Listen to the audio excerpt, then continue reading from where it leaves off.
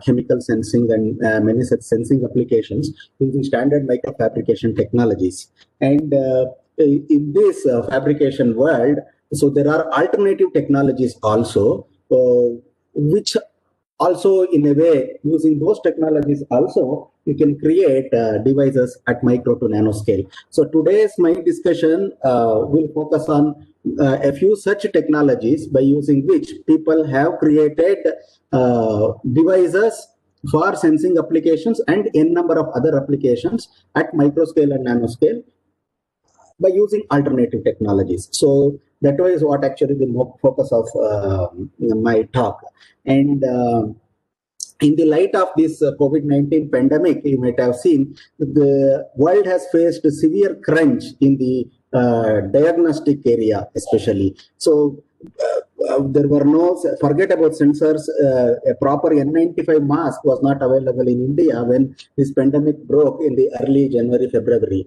So now actually we are in a situation where at least we are able to get N95 masks. So lakhs and lakhs of N95 masks are being manufactured within this country. But still, the diagnosis, as far as testing is concerned, there is a huge bottleneck in testing. Therefore, this pandemic itself has posed a new challenge for the entire scientific community, as far as either whether it is in towards diagnostics or whether it is towards invention of vaccine or in any other healthcare of such systems. There is a huge challenge to create devices which are fast, which are reliable, which are low cost devices with high throughput sensing, as far as the sensing of a virus or sensing of any biomolecule is concerned. So there is a huge challenge or a huge scope to create such low cost, highly reliable devices for diagnostic applications. So my talk would be focusing on these kind of sensing platforms for diagnostic applications, which can be fabricated in restricted kind of facilities. And for resource restricted countries like a developing country like this, India, so where we can manufacture in bulk, in large scale, such low cost devices, but yet highly reliable, high throughput devices. So that is what actually the overview of my talk is all about. So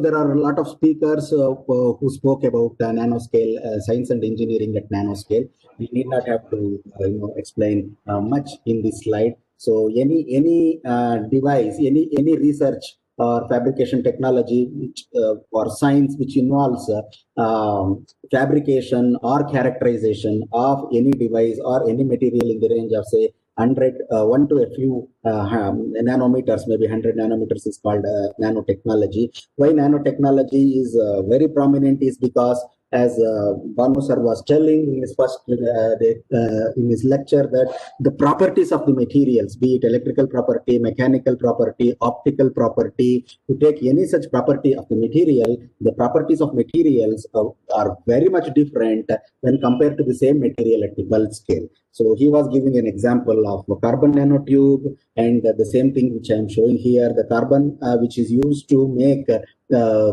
these kind of rackets here. So they use a lot of carbon nanotube technology, and their mechanical property is huge there. And even gold, if you shine light on a gold ornament, which you people wear, so nothing much happens with that gold. But again, the gold at the nanoscale, a gold nanoparticle, it takes it absorbs light and it behaves. So it absorbs light and it different. Am I audible? So gold at nanoscale absorbs light and it behaves differently. Maybe you might have heard about the phenomena like surface plasmon resonance and all those stuffs.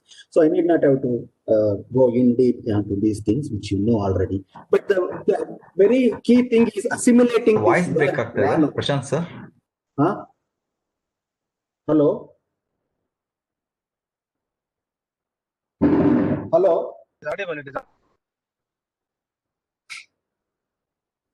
Am I audible? Hello. Hello? Yes, sir, you are audible.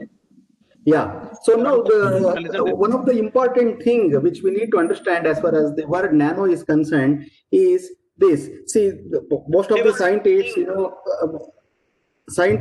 so there were so they were actually predicting this nanoscience and the nanotechnology. Hello. Yeah.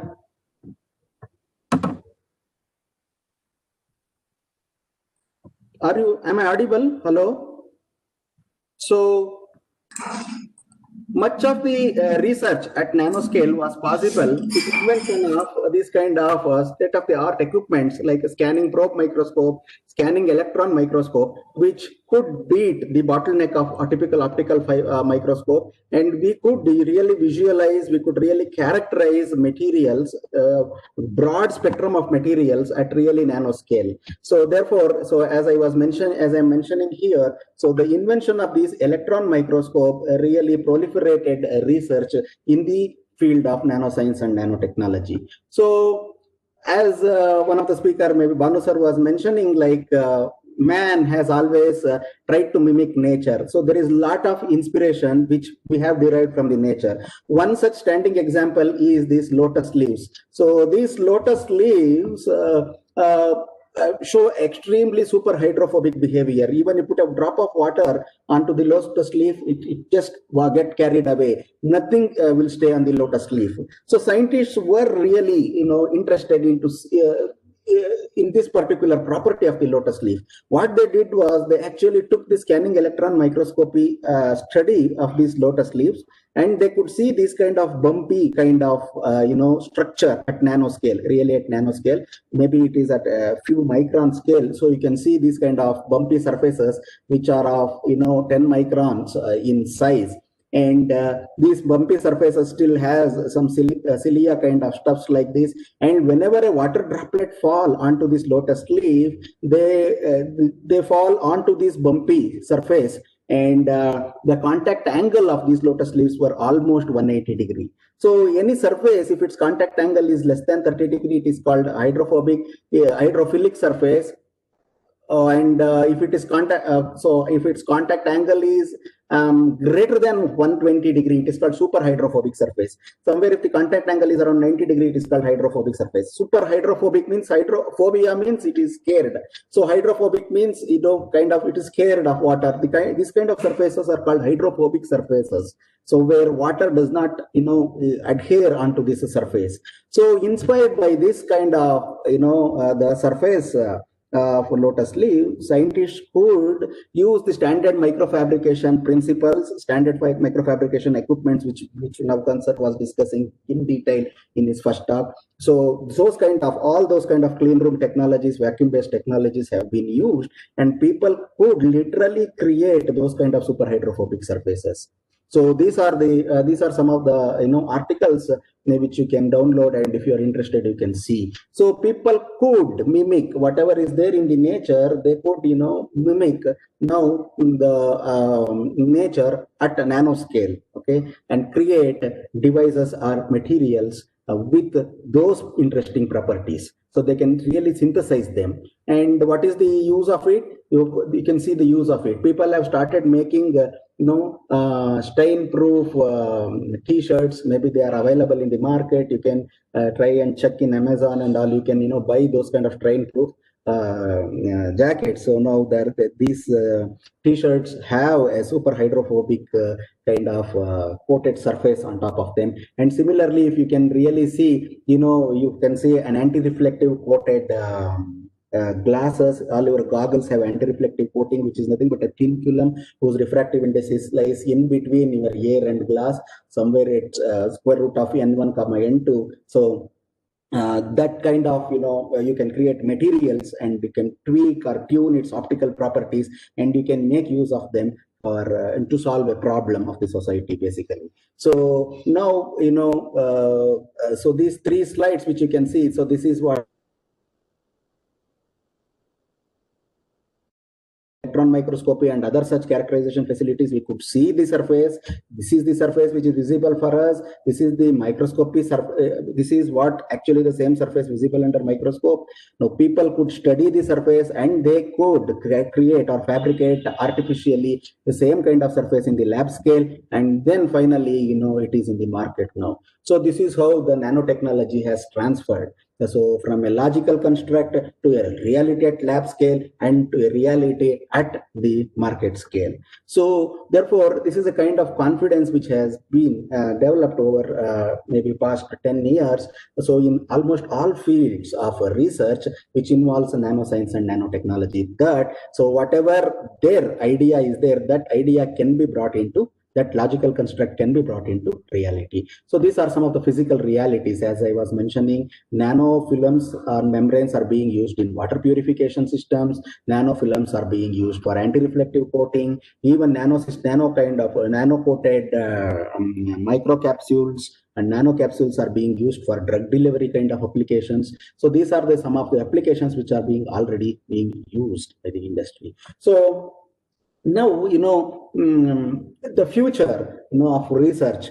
So it is, as far as this pandemic itself is posing so much of challenge before us, especially for researchers to create, to innovate in the research, to come up with new ideas which can solve the problem, like this, testing, for example, which I was giving you. If you could have with us a technology by using which at a very low cost in a restricted infrastructure, if you could have developed a sensing platform which can be mass manufactured, so that every Indian could be tested, okay, at a very low cost, then it would be an ideal stage where we can curb this pandemic very strongly or heavily. So therefore, the research always forces or pushes us to think out of the box. See, there is a famous saying that the electric light did not come from the continuous improvement of candles. So this very statement which we need to understand, assimilate properly. So whatever area which we are now masters, so continuous improvement in the same area need not solve the problem of the society. So we need to think out of the box, and we need to really dig deeper and deeper, and we have to collaborate. We have to really think in towards interdisciplinary nature of research, so that we can come up with new innovative ideas. Say for example, today you have smartphones with you. So maybe 5 to 10 years later, you may have an ultra-thin smartphone that can be wrapped around your wrist, like you have a overhead projector sheets which teachers were using maybe 5-10 years back. So same kind of plastic sheet can be wrapped around your wrist, and it can behave like a smartphone, and a flexible display that comes out as newspapers. So you can simply paint a wall in your house, and that can be transformed into a television, or adhesive sensor patches for skin, for wound healing, as well as for diagnostic applications, flexible implants, so that can monitor and treat cancer, and many more. Such applications may come in near future into reality because of this kind of focused research in the area of nanoscience and nanotechnology. So always there is a necessity for all of us to think out of the box. So we should come out from our own comfort arena or comfort region, and we should really think what is happening outside and how we can collaborate, and we can create a system, we can create a research ambience in such a way that it can solve the problem of the society. So next generation nanotechnology, nanoelectronics, maybe a flexible electronics like this, this is what actually this is actually your transistor technology. This transistor technology can be transferred or mapped onto a thin plastic sheet like this. And of course, all these kind of devices can be on a flexible platform. So a lot of research is happening in this material science area. A lot of research is happening from electronic side, so that very soon you may find a flexible electronic devices in the market. So no, basically, principally, nanofabrication basically can be broadly divided into two classified into two different areas. One is top-down approach, and another is bottom-up approach. Top-down approach is typically what the standard microfabrication industry is following. So Anavkan sir was talking about bulk microfabrication. He was bulk micro machining. He was talking about surface micro machining and additive technology, and most of those things requires clean room kind of environment. It requires very heavy infrastructure, vacuum-based equipments to really create this kind of top-down approach. So top-down approach is basically you have a substrate and you have a bulk material either adsorbed or coated or grown on this substrate, and then you have mechanisms like lithography and many such mechanisms, starting from lithography to ion beam milling, laser technology. A lot of technologies are there where you can chisel out the unwanted material and you can create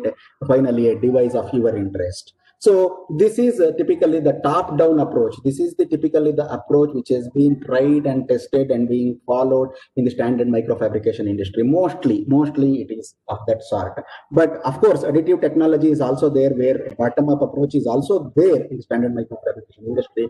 But this bottom-up approach, as I would like to say, is like you have a substrate and you can, selectively start depositing molecule by molecule on top of the substrate to create a pattern of required resolution or required size or shape or whatever. So to meet the requirement, so we can do this bottom-up approach also. So the bottom-up approach, the material you may be depositing a single molecule by molecule or a nanoparticle on top of another nanoparticle.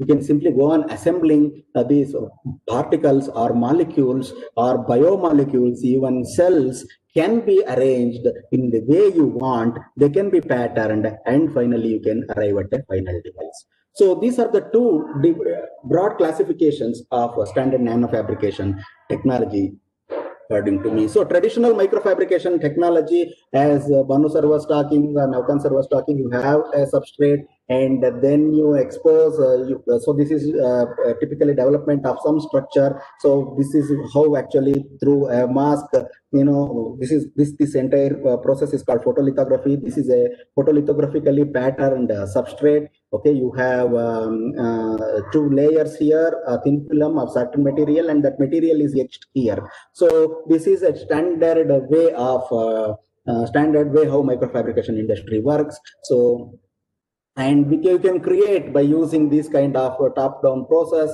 Okay, you can create a variety of devices like this. Okay, patterning. So you see, this is bulk silicon pillars, whereas the silicon everywhere else has been etched out. And there are a lot of micromachining technologies which are well established to create this kind of patterns. And for this to create this kind of patterns, and probably very difficult multi-stage devices at multi-stage has to be fabricated. So to fabricate those kind of devices, you need a fabrication environment. Normally, the current technology, you need to have clean rooms ranging from class 1 clean room to class 10 or class 100 clean room. So if you are interested to learn about clean room, you can visit the Center for Nanoscience and Engineering, CENS at IISc. So, and you can really go for a tour of this. You have a state-of-the-art fabrication facility and characterization facility there. So you can go for a tour there and you can really see how actually clean room works. So these are a very high very costly infrastructure. So you need to really have a resource, you need to have really space, you need to have a lot of funds to really run this kind of laboratories. So therefore the cost, so it is very costly as far as in a resource restricted country like India for us. So we cannot have clean room at a very academic institute, and we cannot have these kind of equipments everywhere, but and create using them. So why? Because the cost of these machines and and with the new technologies which are coming up, there are new and new equipments which are being there. So to procure those equipments to maintain the clean room, it is very costly process. And therefore, and also there are physical limits, like photolithography poses diffraction limit. There are a lot of such physical limits which you can see really when you go on a top-down approach. And so it has the smaller geometries and conventional materials. So heat dissipation is also a problem. You cannot, make a device on a paper the way you are making a device using standard microfabrication principles on a silicon substrate. Maybe you cannot use wet chemical processes on papers, and many such problems are there in the traditional microfabrication industry. So this is what actually typically a flow of a microfabrication industry. You need facility to grow thin films, you need to have a photolithography setup, you need to have facility for ion implantation, okay, etching facility. All these you need to have and devices, vacuum-based equipments, which is a very costly infrastructure. So the fabrication is also a multi-step process, as Navkan sir was mentioning on the other day. So it has a multi-step process. Typically, these are a number of processes which are involved in developing a MEMS device. Okay, so it is a multi-step process, and it requires a lot of resolution and equipments which can go for very high resolution, and it is a costly process, multi-step process, and it is also a very costly process. On the other hand, similar kind of devices, similar kind of nanoscale devices can also be developed by using the bottom-up approach. See, for example, either you take an atom or an ion or a molecule here on the surface, and you can go on building atom after atom, molecule after molecule, one on top of the other. You can even pattern, you can even do all those things what you are able to do in the standard microfabrication industry by using bottom-up approach also. Okay, instead of taking materials away to make structures, bottom-up approach selectively adds atoms or molecules to create structures. So that is what actually one of the interesting things which you need to understand from bottom-up approach. So nature uses, the way the very growth of human body itself, it starts from a single cell, cells goes on dividing, they form a group, the organs and organ systems are made, and all these things you might have learned in your biology also. So the nature uses bottom-up approach only. Any living being for that matter on this earth has been developed, has been created using bottom-up approach also. Bottom-up approach only. So chemistry and biology, therefore, if you really understand how actually the nature has developed or has inherited this bottom-up approach, you can use really the chemistry and biology kind of research, physics, chemistry, and biology, basic science can be used to assemble and even control the way we need to grow or way we need to develop a device also. So there can be a controlled growth of cells or crystals or molecules on top of any surface to create a device of our desire. So that is the whole objective is. So this is the difference between top-down and the bottom-up approach. So as I was mentioning, so you can grow or assemble the structure in the area of our interest, as per our interest, using bottom-up approach also. So devices which looks whatever device you can get using traditional top-down process or traditional microfabrication industry, almost similar kind of devices people are able to fabricate now using bottom-up process also, using biopolymers, using synthetic polymers, using cells, using proteins. People have developed devices at microscale and nanoscale using bottom-up process. So now, what is the necessity of bottom-up processing? So you can have geometry smaller than the photolithography. You can see Navkan sir was mentioning that to have a sensor array similar to the olfactory sensor system he was explaining. There were you can see in dog millions of sensors are there in its olfactory system, and to really mimic that kind of sensor array. Physically onto a device or onto a substrate at lab scale, it is very tough. So, but bottom-up process would definitely, there is a possibility using bottom-up process to create those kind of arrays at that particular in so much of scale. Let us assume a single molecule can behave like a single sensor. If you can have hundreds of molecules on a chip, which is of size of say 1 centimeter square, so each molecule you assume that it behaves in itself as a sensor, it could be done. So, but there are challenges, of course. But bottom-up process, there is a way to implement those kind of complex systems using bottom-up process also, because we use in bottom-up process molecules. Molecules are the basic elements or cell to create this kind of devices. So you are going to assemble molecule after molecule after molecule to make a device. So, and like certain structures as carbon nanotubes, silicon nanowires, they are known using bottom-up process. You can see in the literature. And organic semiconductors technology employs bottom-up process. The new many sort point of care diagnostic devices, they use a lot of bottom-up process, okay, to make devices at microscale and nanoscale.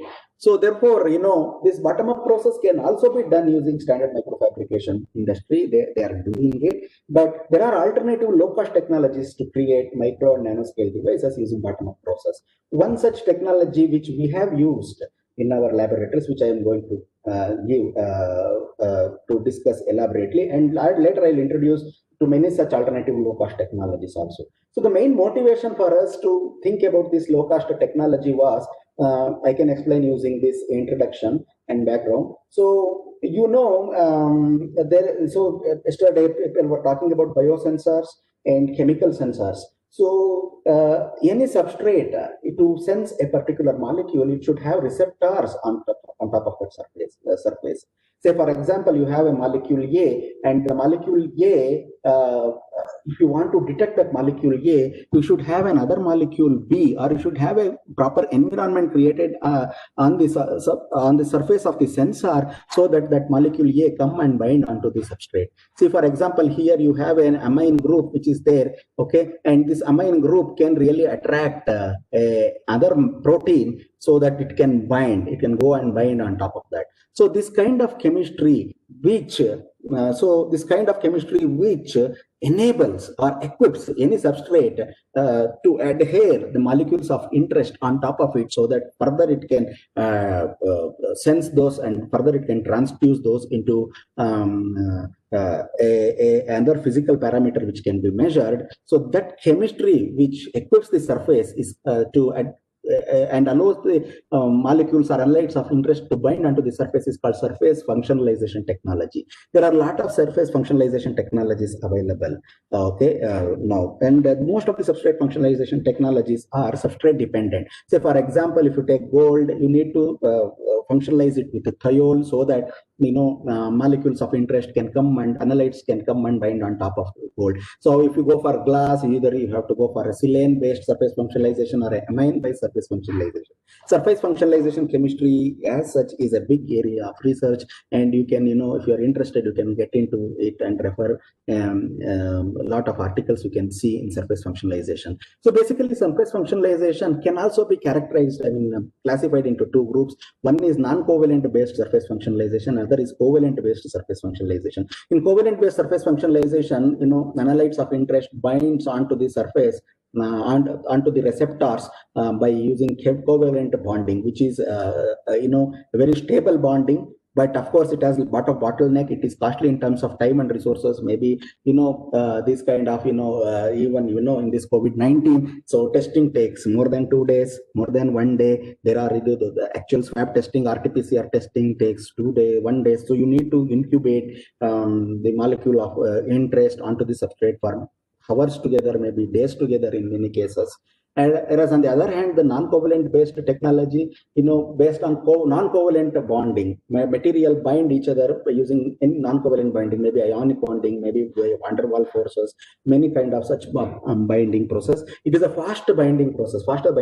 But another bottleneck here is the adsorption is very weak and reversible. Maybe if there is a change in the pH of the environment, the analyte may just unbind from the surface, and the force of adsorption force may be very very weak in this kind of non-covalent based device. But the bottleneck is there are wide range of recipes that utilize chemical linker layer between specific solid support and biological species under investigation.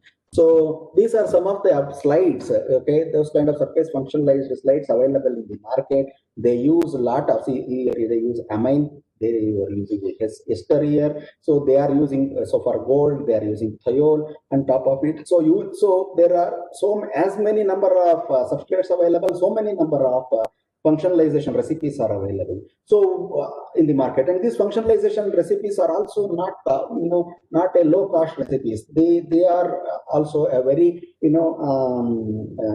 they need a lot of resource in terms of funds or in terms of equipments. They too need a lot of resources to develop this kind of slides. So now we thought of developing a universal functionalization recipe for large spectrum of substrates from metals to plastics. So you just take this recipe, functionalize this recipe, or coat this recipe on top of any of these substrates, and they can be transformed into a sensing platform. So now, while searching, we found this layer by layer self-assembly of polyelectrolytes. This is one of the very important low-cost functionalization or low-cost technology to develop films, pattern surfaces from really nano to micro scale.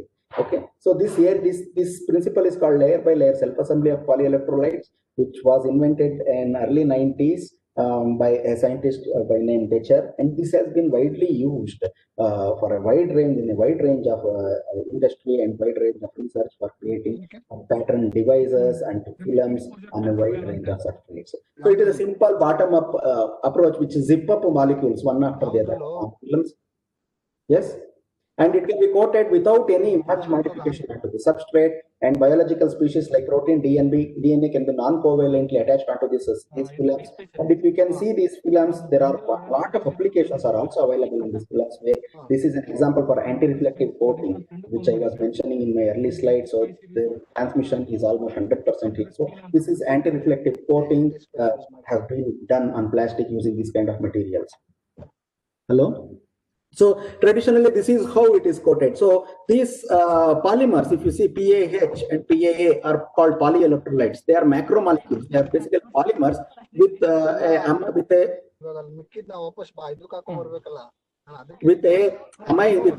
ion group in its side chain. Basically, these are homopolymers with ion groups on their side chains. So when you disperse them in solvents like water, they get so these ions. So they ionize, and you get NH3 plus here and CO minus here. So therefore, they adhere onto the surface with electrostatic force, and you can really wash away the loosely bound molecules and create patterns like this. This forms one bilayer of molecules. Really, this can be really as small as a few nanometers, 1 or 2 nanometers, and you can develop this kind of, this process can be repeated to really, develop films of size of several microns. From a few nanometers, it can be scaled up to several microns, and it can be coated on a broad range of substrates. In fact, we have done it, and there are lot of ways to coat. Dip, spin, and spray type of coating are possible. So this is an example for dip coating, and we have done dip, spin, and spray coating elaborately in our laboratories, and we characterized these polyelectrolytes, and now we are by both using ellipsometry as well as the AFM based profilometric studies we could make, and finally we are in a position to say so we are in a position to map the number of bilayers onto thickness for various kind of devices. See, number of bilayers to thickness can be mapped. Now we have this with this initial studies. Now we are in a position for different polyelectrolyte systems. How much of thickness? What is the thickness to number of bilayers that can be mapped? So that mapping is there. If you can really see here, we are really playing at nanoscale only as far as thickness is concerned. Okay, so for a few bilayers, we are almost we could fabricate films of a thickness of a few tens of nanometers for a few bilayers. Okay, So, and also we did a lot of surface morphology studies on n number of different types of substrates, okay, on glass, on optical fiber, and on a lot of other substrates, okay, and we did a lot of surface molecular, surface functionalization studies. See, we did on surface silicon, bare aluminum foil, which is commercially available foil, okay, you just take them, and we have used it for bio application, and we have even coated on a 3D on a fiber, and we characterized. We are in a position now, like we did in-depth surface morphology studies. We did in-depth characterization of thickness and optical characterization for these kind of substrates. See, for example, one of the key takeaway is you take any material. See, this is a bare aluminum mirror. This mirror is coated basically by thermal evaporation or either sputtering on glass, okay, aluminum, and this is bare aluminum foil which is typically available in the market. You go to a shop and take a aluminum foil, and this is the AFM study of bare aluminum foil. If you see the roughness, there is a huge difference change in roughness as far as the bare aluminum mirror and aluminum foil is concerned. But after typically coating 10 bilayers of this polyelectrolyte, it completely masks the surface behavior, surface morphology behavior. So the surface roughness is almost same between, as far as even with the case of aluminum mirror with 10 bilayers of polyelectrolytes, and with aluminum foil with 10 bilayers of polyelectrolyte coated on top of it. Now the surface morphology is completely changed. So these polyelectrolyte layers could completely mask the surface behaviors or surface morphologies. So they can mask any surface. Now it is more or less a kind of polymer surface. So that is what I meant to say. So we could summarize the lot of material characterization which we did, and we are now in position to say, now we are in a position to create a thick and rough surface as well as a thin and smooth surface by using a lot of various variety of fabrication technologies, maybe a dip coating or spin coating, and we now we are in a position to map the thickness of the film grown to number of bilayers of polyelectrolytes.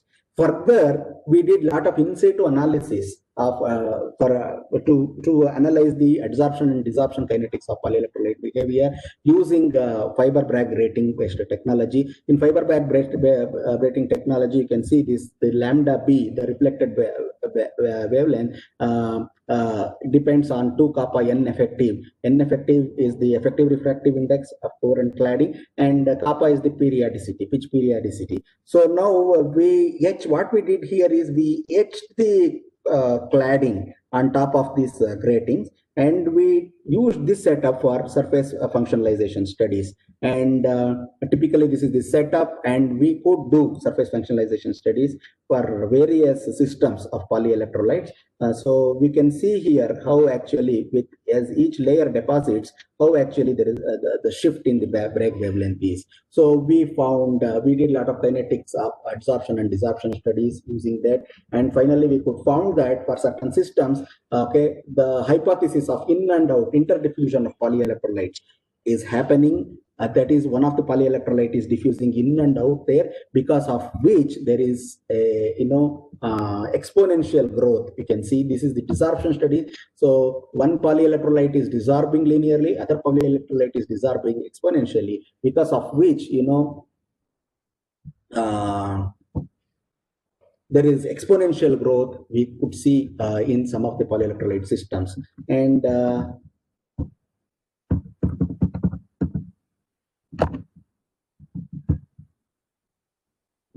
And we did adsorption, a lot of such adsorption and desorption studies, and we did on various different types of systems, and we could did pH modulation studies also, okay, with change in pH environment, the surface the thickness varied actually. So the polyelectrolyte layer, which was a very thick layer here, it became very porous here with pH. Therefore, more porosity is, the refractive index. So there is a huge shift in the Bragg wavelength on the other side. So because of which, so we could really do certain pH-based modulations, like, so we tried to modulate between pH 4 and pH 2. Really, we can make use of this kind of device to switch on and switch off. Okay, you switch on and load protein at one pH level. This is one of the example, and you switch off at another pH level and unload protein. So these kind of protein studies also, protein adsorption and desorption studies also we did during our in situ analysis. We did the same thing on strong polyelectrolytes also, and so here, say for example, we tried to incubate bovine serine albumin protein on top of these polyelectrolytes coated on fiber, and then with the change in pH, you could see the BSA, which was adhered on top of the surface, has entirely dissolved here, which was absorbed here, and it dissolves here, and so here from this kind of one-dimensional projection of otherwise three-dimensional activity which is happening on top of the fiber surface, one key thing which you can see is adsorption of biomolecules on top of the protein, on top of these kind of surfaces is a very fast process. It is taking typically less than a few seconds and less than a few minutes, and here desorption also equally faster. So you can load and unload protein. Adsorption and desorption of these kind of biomacromolecules happens at a very fast. It's a very fast process. So on top of polyelectrolytes, unlike a covalent binding methodologies or modalities. So we did. So this is the summary of our in situ analysis. So we could do irreversible and irreversible conformational changes, and we could and do a lot of pH based on and off studies we have done, and further we patterned we could pattern also this microarrays using photolithography. Typically this is the photolithography process which you see in standard microfabrication industry. We use the same typical photolithography process and we pattern polymers. So really you can see these are the patterned polymers, and these pattern polymers, the lateral resolution of it is a few microns and the thickness is of a few nanometers, and we further used this for microarray studies. These are high density microarrays. We did assays with we could obtain limit of detection of 1.5 nanometer. Further, we transferred this technology onto paper. Okay, so these are the microarrays which you see on transparency sheets. And we also noticed that with the increase in the thickness of the polyelectrolyte layer, the protein is it is diffusing into the polymer layers. So we did the same studies on glass and we confirmed the same. And these are the kind of polymer. This green color is because of FITC conjugated proteins which we have incubated, and these are the fluorescence microscopic images on a wide range of substrates, on transparencies, on glass, on aluminum foil, and these are the photolithography pattern microarrays we could make. So we did this kind of studies. So now we have a device. So this is what actually I was telling. So we have a device now, and this is typically a microarray kind of device. So this device, we have the high density microarray, and we could make this kind of device on plastic using a very simple fabrication process. We never used any clean room facility for this. Okay, so this is something which is very interesting, that we can create devices on paper. Okay, this is a microarray device which we created on paper, and also further we did a lot of fluorescence enhancement studies also. See, this is typically the device which can be fabricated in standard microfabrication industry, and these are the devices which are available in the market. So they use either a porous substrate like this, nitrocellular substrate here, or they build a brag stack on top of materials, on top of a glass slide, and they create microarrays basically. And these microarrays will either they harness the light here to get enhancement in fluorescence, or the substrate itself made porous so that more mass per volume of protein can be loaded onto the substrate, and which in turn can enhance the fluorescence. Now, polyelectrolyte will on top of it you need this kind of equipment for incubating, for creating microarrays on top of them. So these are all equipments which we require, which actually the standard industry require to make microarrays on commercially available slides. So for polymers, we can have a blend of both. We can really create a porous layer like this, and we can create a multi-layer like this also. So we try to do the same thing. Okay, so now this is a standard theory of fluorescence enhancement theory, where you can say that you can enhance ideally the fluorescence from a fluoro to 16 amount of 16 enhancement factor of 16. So we tried this. Okay, we spin coated and we could see the fluorescence enhancement here. You can see here. This is the on top of 9.5 or 10.5 layer of polyelectrolyte. The fluorescence is enhanced here.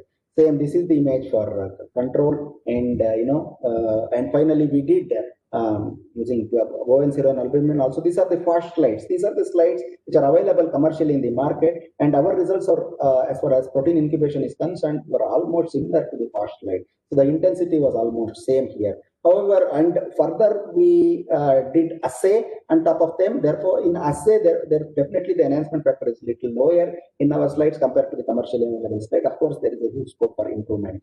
And then we transferred this technology onto the bare aluminum foil, commercially available aluminum foil, which you get go to any hardware shop and you can buy those aluminum foils. And we bought those aluminum foils and really coated these polyelectrolytes on top of them, and we found we could see really an enhancement factor of around 10 compared to a bare glass.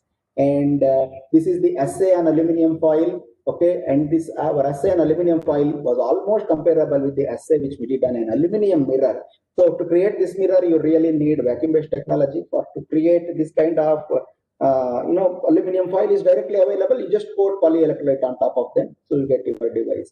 So we could finally, get a kind of a device for fluorescence enhancement, a device on paper or an aluminum foil for fluorescence enhancement here. So this kind of devices, now you have limited infrastructure to create devices at microscale or nanoscale, and you can build them and you can do this kind of studies, protein loading studies, and this helps in a big way in creating low cost sensing platforms for point of care diagnostics.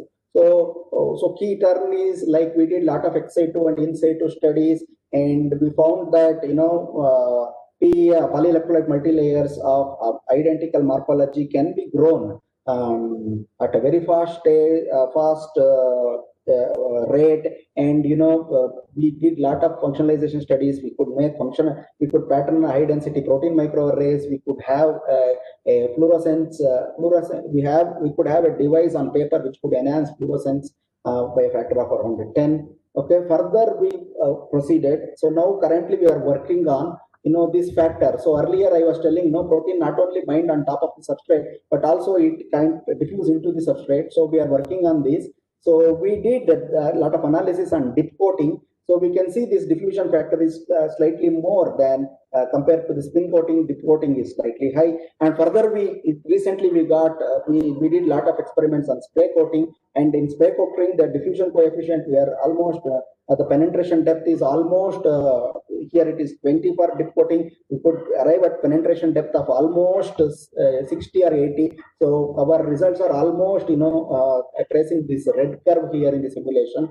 So those data are there available with us now. So and the results, fluorescence enhancement results are almost similar to the past slide. So we are very near to a commercially available slide in the market, which costs maybe a few $100s. We can create those kind of device using our own facility here, using this alternative technology called layer by layer self-assembly of polyelectrolytes. And we have created that device, maybe an aluminum foil, which can be at a very affordable price. And all these chemicals which we use are readily available chemicals. So we can buy them from market, from companies like Sigma, Aldrich, and you can use them. And there are a lot of future directions available for us. So another important observation which we did is, unlike other polymers, these polyelectrolytes shows spin speed independent thickness behavior, and we could find a mathematical model for it also, and we have communicated it. And so this, we have studied a lot of kinetics of protein adsorption and desorption properties of polyelectrolytes by using in situ studies. And further, these kind of polyelectrolytes, they are not only, you can coat them on top of a substrate, but you can coat them on top of, these kind of cantilever beams. Okay, so the inkjet plotting of polyelectrolytes, people have reported it. If you are interested, you can see to these journals where they have, coated this kind of polyelectrolytes on cantilever beams, and they have tried using it for humidity sensing and many such sensing applications. And other low-cost technologies are also available. See, for example, one thing which our interest is this Ayurvedic plasma. People are talking about nanoparticles these days, and nanoparticles really to create nanoparticles using standard microfabrication industry or any other chemical process, maybe a multi-step process. But in our Ayurveda, people they create nanoparticles using some crude technology. Okay, so they never use any of this clean room technology to create nanoparticles, and these nanoparticles have ability to load the drug and deliver the drug. Okay, their bioavailability is also very high, and that's why these Ayurvedic basmas are being used these days research people are applications and oncology studies they are using. So, but this area is very less explored till. So you can try, exploring. If you are really interested in nanoparticle-based studies, you can really take Ayurvedic basma and you can, do characterization of it, and you can see whether it can be used for protein loading studies. Can this be used for sensing applications? These are some of the areas which are still open, and people are, using. Every available device for sensing applications. See, for example, these are smartphone-based biosensing applications.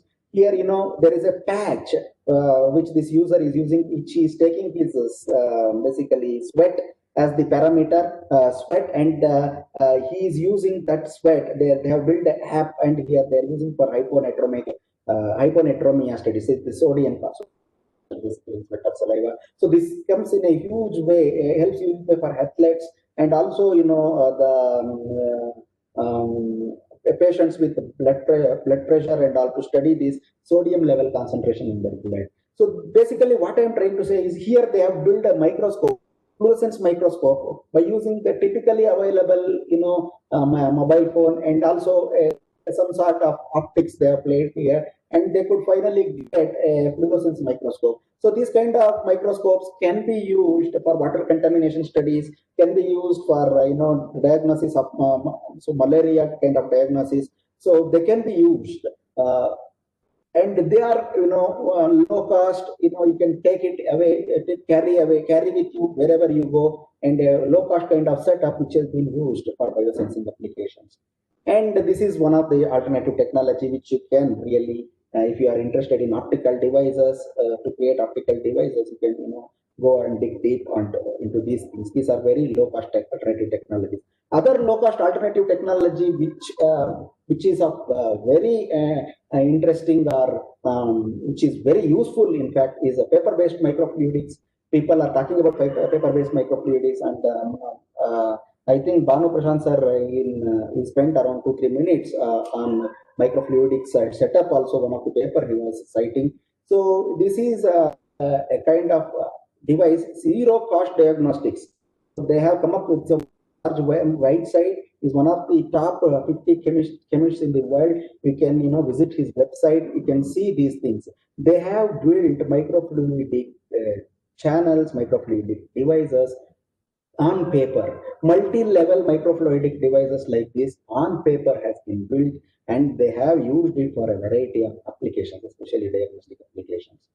And another important area which you really look into is paper-based microscope. It's called foldscope. You can see this website of one of the scientists by name Manu Prakash. So foldscope.com, and you can go there. So they have used typically paper to develop microscope, and you can see the microscope has been used for characterization, and they could get images of cells. Typically what they can see in a conventional microscope, similar images can be seen on foldscope only. A foldscope also, they are simply integrating that particular paper-based microscope onto a camera, onto a mobile phone, and they are taking these images. So therefore, there is a huge challenge. COVID-19 has spurred really the need for innovations in diagnostic systems. There is a huge bottleneck in innovations. See, there is no device which is available so that you can go and buy from a market and you can put a drop of blood on it, or you can put a drop of saliva, or you can put a drop of sweat on top of it, so that it can give you a broad spectrum of pathogen, broad spectrum of infectious virus, or such diagnosis device for such diagnosis is still not available. Therefore, this kind of nature itself has posed this problem, this challenge. So, for industry diagnostic research, that you should come up with a diagnostic setup which can give solutions at a very faster pace, at a very low cost, yet highly reliable, and with very very highly multiplexing. So people are really working towards it. So there is huge possibility to create such low cost, high throughput devices using alternative technologies, where there is with a very restricted infrastructure. You can create such labs maybe by spending some 20-30 lakhs of rupees in your own institute. You can start using these kind of alternative technologies to make devices. You can really have a device, and with a fluorescence microscope, you can really start characterizing your device. And occasionally, you need to visit the microfabrication characterization facilities which is available in IISc or such institutes for either if you want to have an electron microscope image of it, if you want to go for a four-probe measurement, you can take such characterizations. But device fabrication can be done at really very low cost, and to some extent, this protein studies kind of characterization also you can do in your lab, in your restricted infrastructure. So that is what I meant to say, and I would like to conclude with this. So there is huge possibilities, okay, for low cost devices and alternative technologies for developing such devices at micro and nano scale are also available. So we should make use of these technologies. Maybe future in 4 to 5 years down the line, we may get some sort of device which gets embedded into the mask which you are wearing, and when you breathe out, it should, the very breath should be sensed by a sensor array within your mask, and it should give a spectrum of, infectious virus in your body. So possibility of infectious virus in your body, or it could be your breath could be a parameter for diagnosis. So so there are a lot of possibilities for research in creating sensor platforms, sensor arrays, and clean room kind of facility is not the inevitability. You can create such device using alternative technologies to very low scale. This is what actually the message which I want all of you to take away. And you can start really focusing on these alternate technologies and create devices for n number of applications.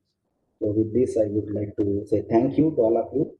So over to Dr. Prasanna. So, thank you. Thank you, sir. Maheshan? Any questions from the participants? Please unmute and you can ask the question. Or you can ask the question in the chat box.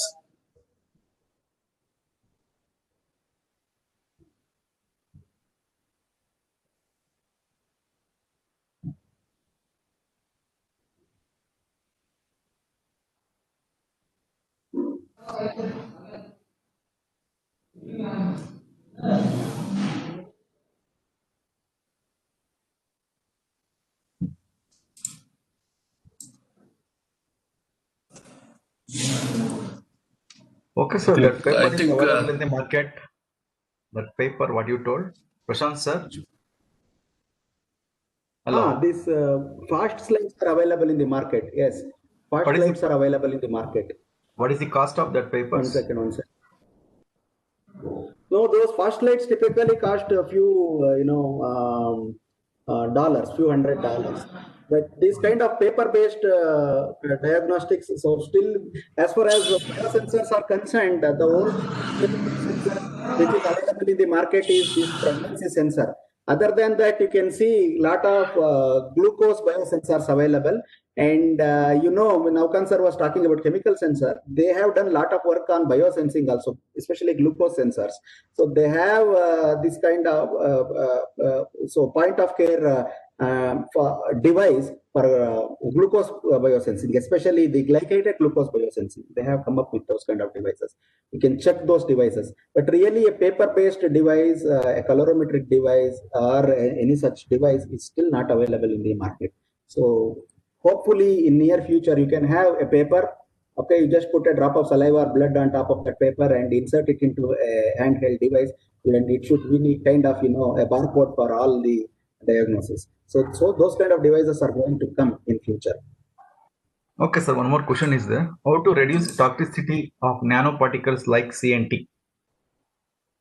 So there are different ways, standard ways for reducing toxicity and to make it bioavailable. So there are various steps and process. So I have really not for any nanoparticles. So there are ways actually to reduce it. Basically, these kind of nanoparticles, especially polyelectrolyte capsules. See, what they do is they coat on top of nanoparticles these polyelectrolyte layers, and finally they dissolve this nanoparticle substrate itself, and they make capsules of these polyelectrolytes, and wherein they load drug into this capsule, and they are being used for targeted drug delivery also. So most of them are biocompatible. Okay, thank you, sir. Maheshan, over to you know. Thank you, HPK.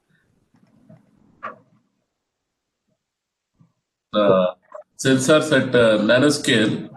You started with